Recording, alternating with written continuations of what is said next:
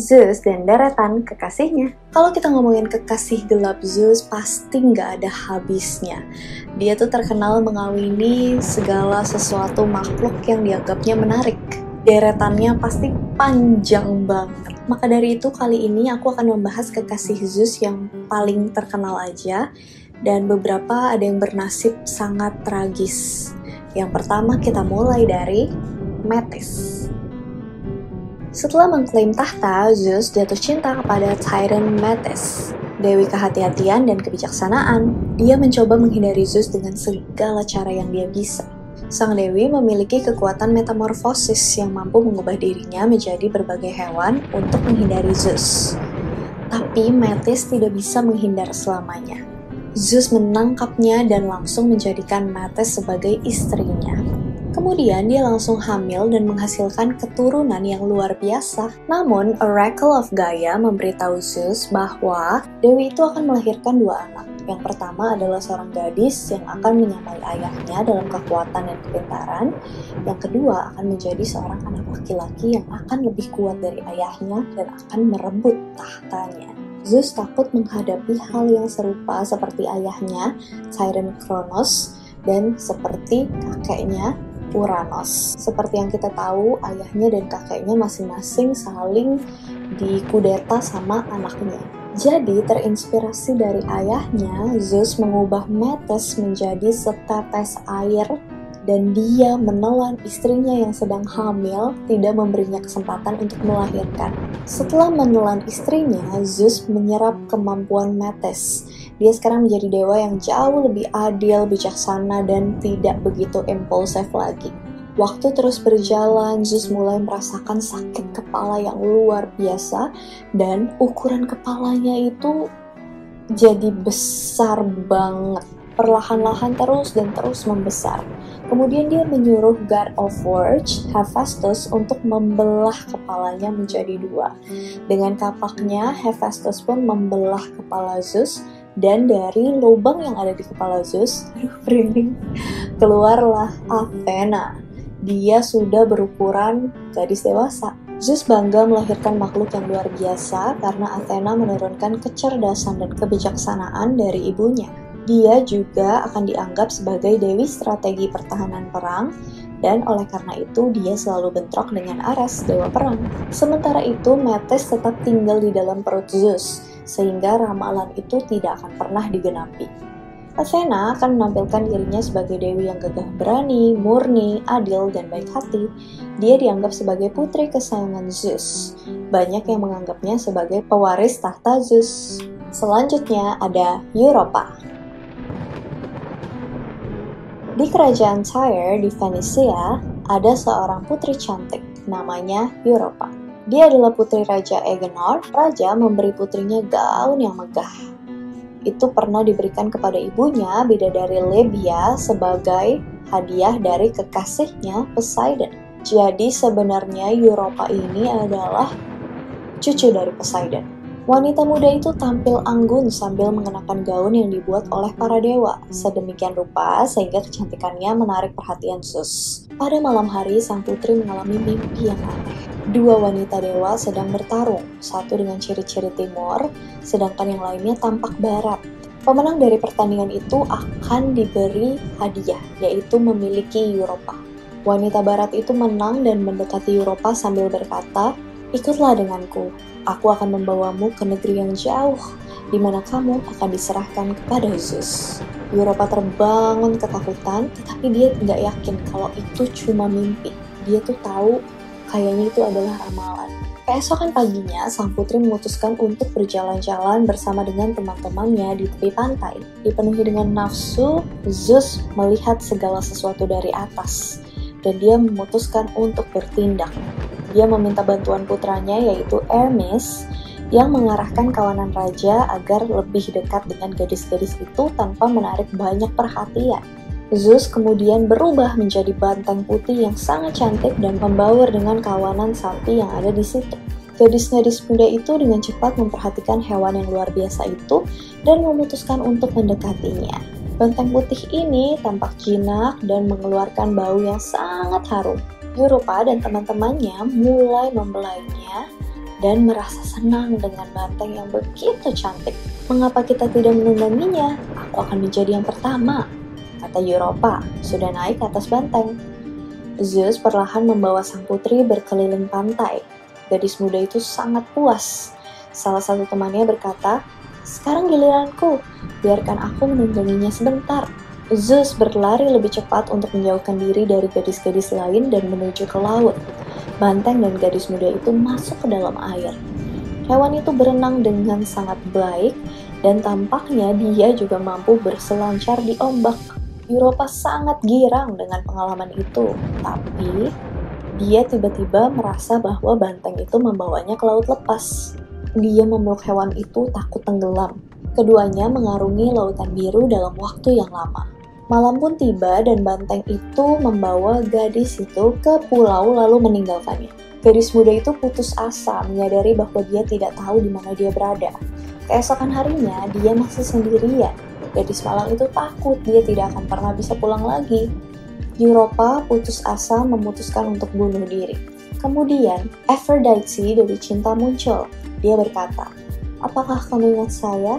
Saya ada di mimpimu. Saya memenangkan kamu." Ketakutan, Europa cuma pengen tahu alasan kenapa dia bisa ada di situ. "Jangan putus asa, Zeus yang menculikmu. Dia akan menjagamu dan kamu akan menjadi objek cintanya.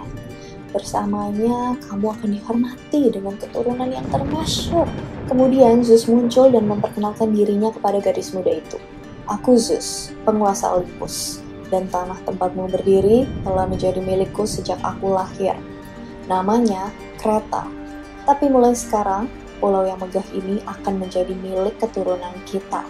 Dari percatuan Zeus dan Europa lahirlah Rhadamanthus dan Minos, calon raja Kreta. Nama Europa diabadikan, semua tanah di daerah terpencil itu dinamai atas namanya, yang sekarang dikenal sebagai Eropa. Io. Dewi Hera sedang mencari suaminya Zeus, tapi tidak dapat menemukannya dimanapun di Olympus. Dari puncak Olympus, sang Dewi memandang awan hitam yang melayang. Dia tahu bahwa itu adalah tempat di mana suaminya bersembunyi. Zeus telah turun ke bumi untuk menemui kekasihnya, Io. Putri itu tahu kalau Hera sudah mendekat dan dia memperingatkan Zeus akan hal itu. Spontan, Zeus mengubah gadis itu menjadi seekor sapi. Pura-pura nggak tahu, Hera berkata, "Zeus, apa yang kamu lakukan di samping sapi itu? Jangan-jangan kamu..." "Jangan salah paham istriku sayang, saya hanya mengagumi hewan yang menakjubkan ini." "Iya memang, kamu benar-benar sapi yang luar biasa, saya ingin memilikinya." Oke.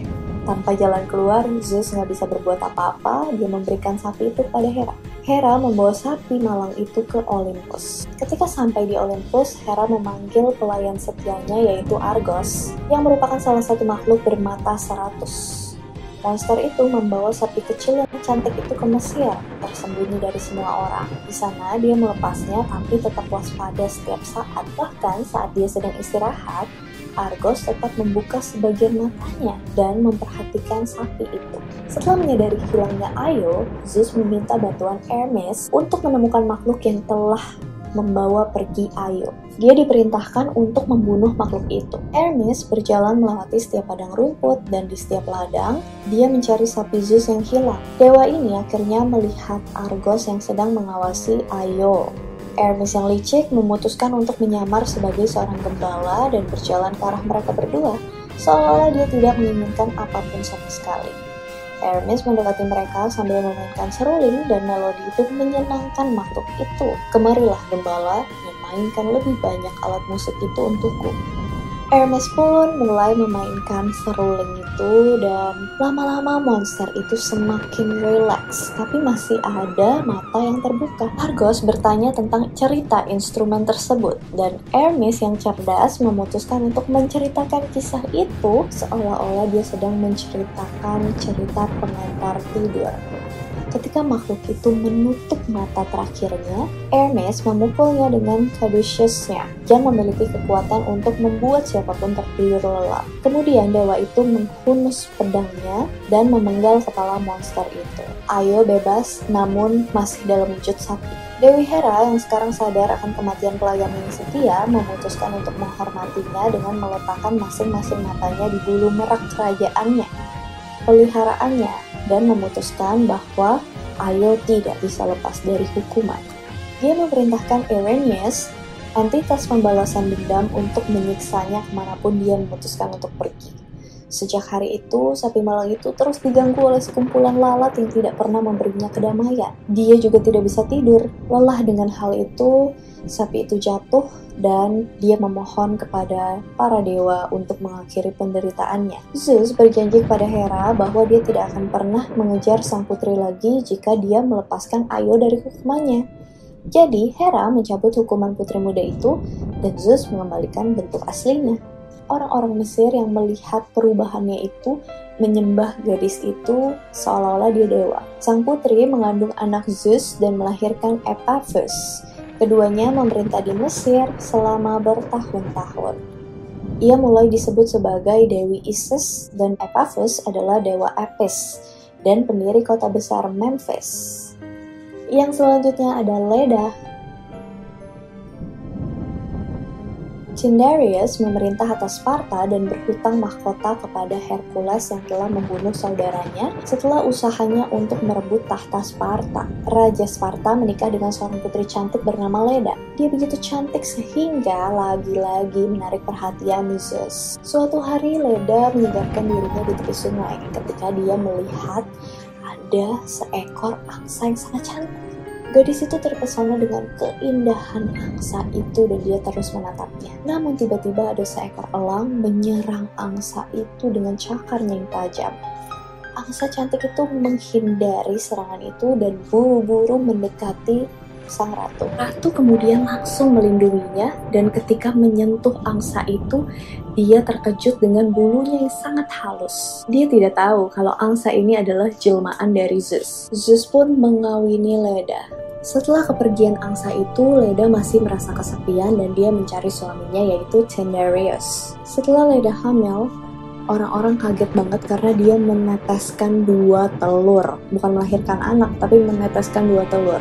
Masing-masing telur menetaskan 2 anak. Salah satunya menetaskan Helen dan Pollux yang merupakan anak-anak Zeus. Dan yang satunya lagi menetaskan Clytemnestra dan juga Castor yang merupakan anak Tyndareus. Tyndareus tidak membeda-bedakan anak-anaknya itu dan memperlakukannya dengan baik seperti anak-anaknya sendiri. Keturunan-keturunannya ini meninggalkan jejak yang berarti dalam mitologi Yunani.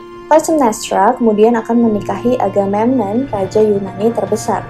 Castor dan Pollux akan menjadi bagian dari kru Jason yang akan mencari bulu domba emas. Helen akhirnya akan menjadi wanita tercantik di dunia, diinginkan oleh hampir setiap raja di Yunani. Penculikannya akan menjadi pemicu dimulainya perang Trojan. Yang selanjutnya ada Ganymede. Yes, nggak cuma wanita, laki-laki cantik pun ditaksir oleh Zeus. Hebe, dewi masa muda, adalah putri Zeus dan Hera, dan juga dewa yang terkait dengan pekerjaan rumah tangga.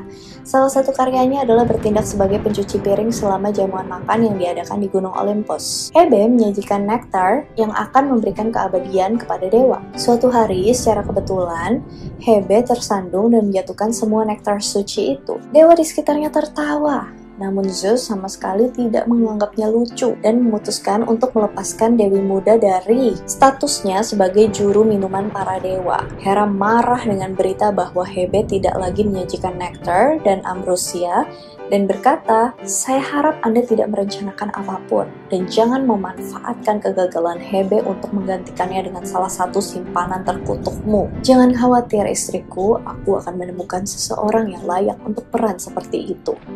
Tanpa ada orang dalam pikirannya untuk menempati posisi itu, Zeus mulai memperhatikan laki-laki, mencari seseorang yang dianggapnya menarik. Saat itulah dia melihat Ganymede, pangeran Troy yang sedang mengembalakan ternak kerajaan. Ganymede memiliki ketampanan yang tak tertandingi. Kayak nggak mungkin ada manusia setampan Ganymede. Zeus memutuskan bahwa seseorang dengan kecantikan seperti itu tidak akan pernah dikandung untuk hidup di antara manusia, dan kehadiran yang begitu berharga akan semakin memperkaya para dewa. Karena itu, dewa tertinggi di Olympus itu memerintahkan elangnya seluruhnya untuk turun dan menculik Ganymede yang sangat tampan itu. Pemuda itu dibawa oleh elang itu ke Mount Olympus, tempat persekutuan para dewa. Ganymede disambut oleh para Olympians yang terkejut dengan kecantikannya, ketampanannya. Zeus memperkenalkannya sebagai pengganti Hebe, dan dia akan menyajikan nektar dan ambrosia kepada para dewa selama perjamuan di Olympus. Dia pun ditawari nektar dan ambrosia untuk keabadian, jadi dia immortal. Ketampanannya itu selamanya. Ganymede pun sangat disayangi oleh para dewa, kecuali Hera, yang cemburu dengan lamanya waktu yang dihabiskan Zeus bersama dengan bocah lelaki itu.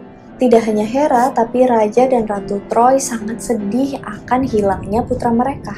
Untuk mengurangi rasa sakit yang dialami orang tua Ganymede, Zeus menempatkan gambar anaknya di atas langit sebagai konstelasi bintang Aquarius.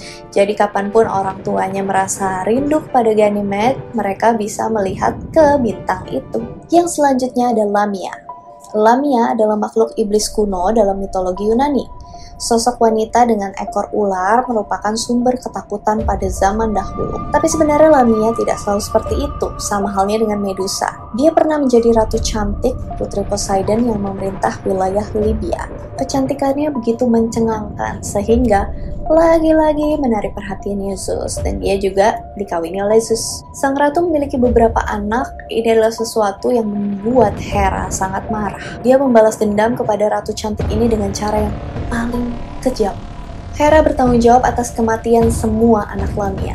Dalam beberapa versi, Hera membuat Lamia melahap anak-anaknya sendiri, dan karena itu dia sangat dikutuk.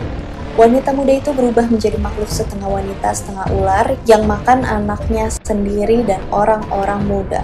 Gak sampai di situ aja, Hera juga membuat mata Lamia tidak bisa tertutup, jadi dia terus terngiang-ngiang akan kematian anaknya. Dia tidak pernah bisa beristirahat. Zeus merasa kasihan kepada makhluk terkutuk itu, mengizinkan Lamia untuk menutup matanya jadi dia bisa tertidur. Seiring waktu, Lamia mulai merubah dirinya dan dia mulai terlihat sebagai makhluk vampir dengan rayuan menarik kepada orang-orang muda ke tempat tidurnya dan menyedot darah mereka.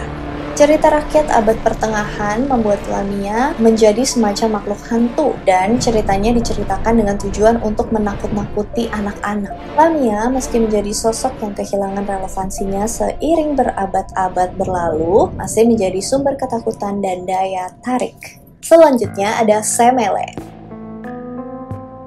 Zeus, dewa tertinggi alam semesta, lagi-lagi memiliki salah satu dari banyak affair-nya. Kali ini menjadi sasaran nafsunya adalah Semele. Dewa itu turun ke bumi sambil bersembunyi dari istrinya, Hera, untuk tidur dengan Semele. Tidak seperti affair lainnya, Zeus muncul di hadapan kekasihnya sebagai makhluk abadi, sebagai dewa, tapi dia tidak pernah menyangkal bahwa dia adalah dewa Olympus. Semele tidak punya alasan apapun untuk tidak mempercayai dewa ini, mengingat dewa ini memberikan banyak kesenangan kepada dirinya. Suatu hari saat bangun tidur, Semele merasakan kehangatan yang ditinggalkan oleh dewa itu di spray tempat tidurnya. Semele meninggalkan tempat tidurnya dan memanggil pembantunya untuk berpakaian. Sementara dia membual tentang petualangan romantisnya.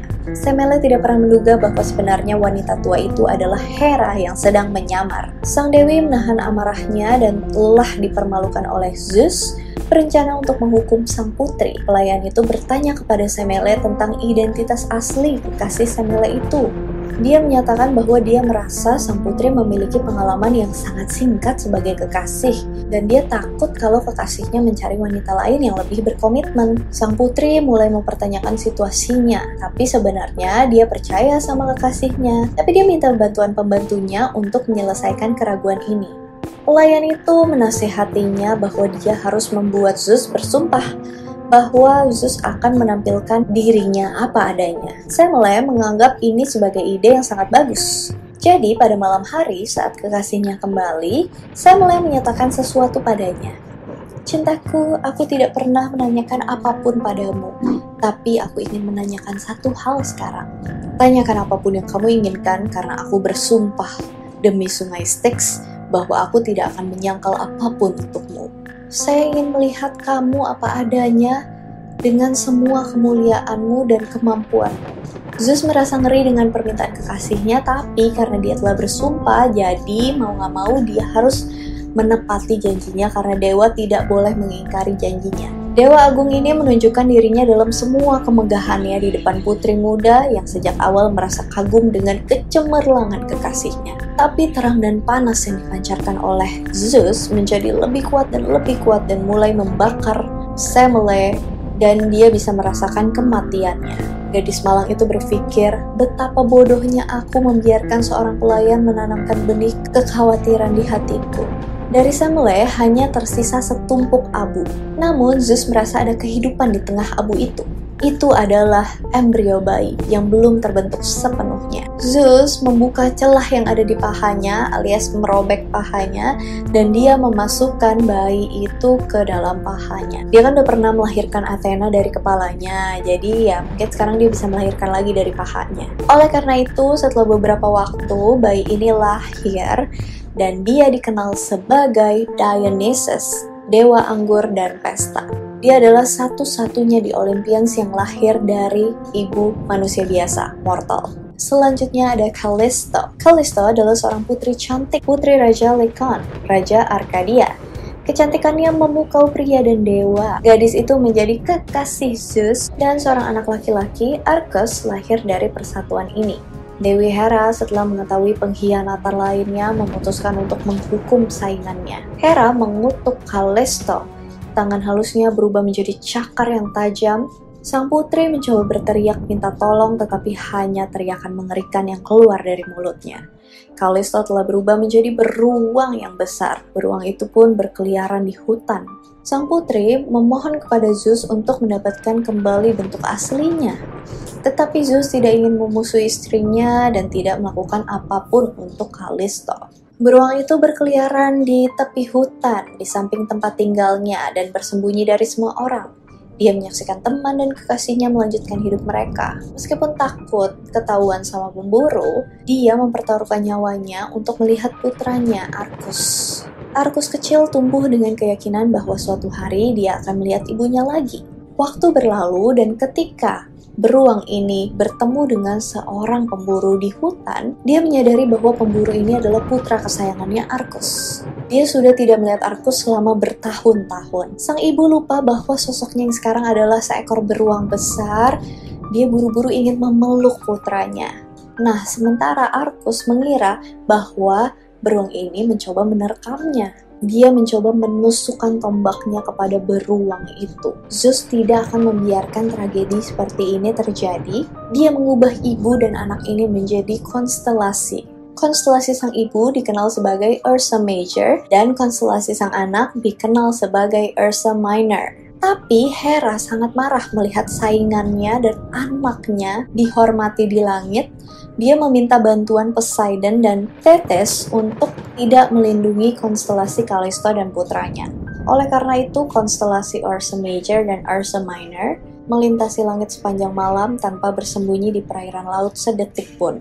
Meski begitu, kebahagiaan Callisto tidak berkurang. Dengan demikian, dia akan menghabiskan keabadian dengan putranya. Kalau dengar cerita-cerita ini, kalian pasti mikir, kenapa Hera nggak menghukum suaminya sendiri aja, Zeus? Kenapa harus hukum cewek-ceweknya? Padahal belum tentu juga dari cewek-cewek yang banyak ini tuh mau sebenarnya sama Zeus. Kebanyakan kan malah terpaksa. Kan kasihan mereka jadi korban. Well, let me tell you. Hera udah pernah coba plotting untuk menurunkan Zeus dari posisinya. Dia mau menggulingkan Zeus dari tahta saking bencinya sama Zeus. Tapi apa yang terjadi? Zeus terlalu kuat. Bukan alasan dia yang memerintah semua para dewa, karena dia yang paling kuat dari semuanya. Sekelas Hera nggak akan mungkin bisa menandingi kekuatan Zeus. Pada saat itu Hera malah dihukum balik dan disuruh berjanji supaya nggak melakukan hal itu lagi kalau mau dibebaskan. Jadi para dewa kalau misalnya udah berjanji, mereka harus menepatinya. Mereka nggak bisa ingkar janji. Karena Hera udah terlanjur berjanji, jadi dia tidak bisa menyentuh Zeus sedikit pun. Yang bisa dia lakukan cuman meneror pacar-pacarnya dan balas dendam ke anak-anaknya untuk mengganggu Zeus. buat balas dendam ke suaminya sendiri yang tidak tersentuh. Jadi kebanyakan hal buruk ini di mitologi Yunani sebenarnya nggak akan terjadi kalau Zeus nggak selingkuhin Hera. Alright, that's all for kisah Zeus yang dibilang womanizer, lebih parah dari womanizer, dibilang playboy, udah bukan kelasnya lagi. Gimana menurut pendapat kalian? Hope you guys like it and see you on my next video.